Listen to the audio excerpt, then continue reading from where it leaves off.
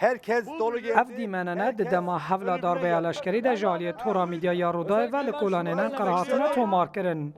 وکه کد دیمنا ده جخویاده که خلق لکولانینن قره بچکین خویم فردی دیگره. پشتی حولا داربه لشکری شیورمند سر و کمار ترکیه جی گوته بو گو اف دی رین ورگرتنا چکین فردی آسان بکن گوتنین وی شیورمندی لترکیه بونه جیه نقاشان. Peki bunun ölçütü ne olacak? Yani şimdi Em nizanin ka de pîvanên dana çekan çi bin? Niha çend kanûn li ser vê mijarê hene. Lê eger aliyên nêzîkî opozisyonê jî çekan bixwazin, gelo dê çekan bidin wan jî. Ez dibêjim ev mesele dê bibe sedema gelek aloziyan. Ji ber ku em nizanin yên ku çekan werdigirin wê bi çi armancê wan çekan bikar bînin. diğer muhalefete mensup partilerin üyeleri de شارزایک سیاسی جی کو نزیکی AKP دبیجه گوتن شیورمند سر کمار ترکیه درافشک نه آساید هاتبون گوتن و اف گوتن نه پولیتیکاین حکومتینا.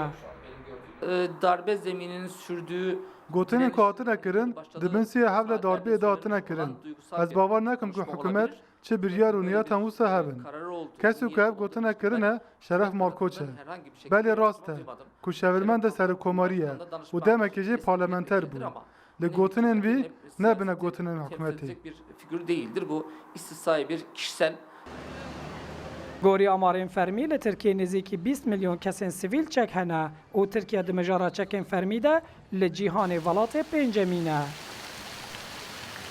پشتی هولین داربه لشکری دا خویانین حکومت یند دربار چکین فردی ده دناف خلکی ده باوریه که و صحابا کریه که ایدی چک پیوستیه که روژانه یا لیبالی شارزاجی دبیجن دبکو گلک آلی سو استفاده جوی مسئله بکن و مسئله آلوزیه دناف جواکی ده زیده تر بکه.